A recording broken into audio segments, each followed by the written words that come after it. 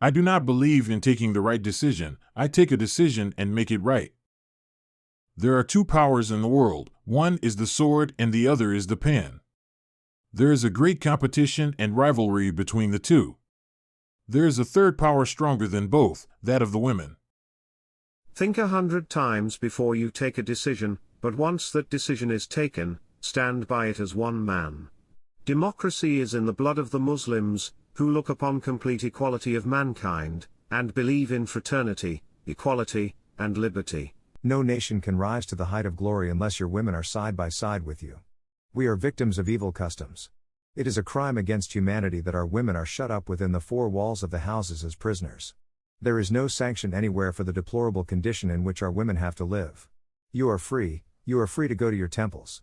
You are free to go to your mosques or to any other places of worship in this state of Pakistan. You may belong to any religion, caste or creed, that has nothing to do with the business of the state. You will have to make up for the smallness of your size by your courage and selfless devotion to duty, for it is not life that matters, but the courage, fortitude and determination you bring to it. Do not forget that the armed forces are the servants of the people.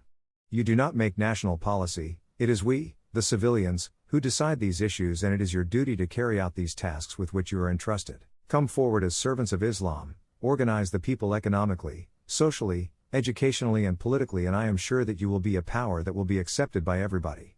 We should have a state in which we could live and breathe as free men, in which we could develop according to our own lights and culture, and where principles of Islamic social justice could find free play. My message to you all is of hope, courage and confidence. Let us mobilize all our resources in a systematic and organized way and tackle the grave issues that confront us with the grim determination and discipline worthy of a great nation. One of the biggest curses from which India is suffering, I do not say that other countries are free from it, but I think our condition is much worse, is bribery and corruption. That really is a poison. If we want to make this great state of Pakistan happy and prosperous, we should wholly and solely concentrate on the well-being of the people, and especially of the masses and the poor. Black marketeers are really knowing, intelligent, and ordinarily responsible people, and when they indulge in black marketing, I think they ought to be very severely punished because they undermine the entire system of control and regulation of foodstuffs and essential commodities, and cause wholesale starvation and want and even death. For a real new India to arise, all petty and small things must be given up.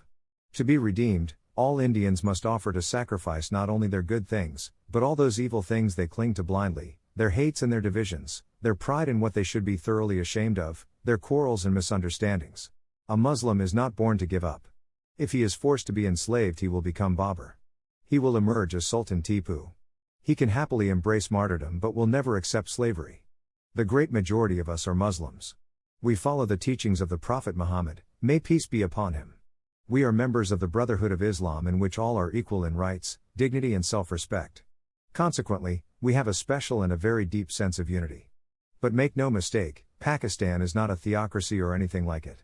The Western world, in spite of its advantages of mechanization and industrial efficiency, is today in a worse mess than ever before in history.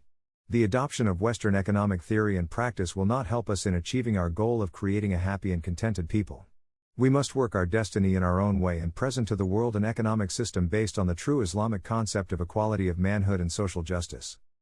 The weak and the defenseless in this world invite aggression from others. The best way we can serve peace is by removing the temptation from the path of those who think we are weak and, for that reason, they can bully or attack us. That temptation can only be removed if we make ourselves so strong that nobody dares entertain any aggressive designs against us. Pakistan has come to stay and no power on earth can destroy it. Character, courage, industry, and perseverance are the four pillars on which the whole edifice of human life can be built, and failure is a word unknown to me. Religion should not be allowed to come into politics. Religion is merely a matter between man and God. With faith, discipline and selfless devotion to the duty, there is nothing worthwhile that you cannot achieve.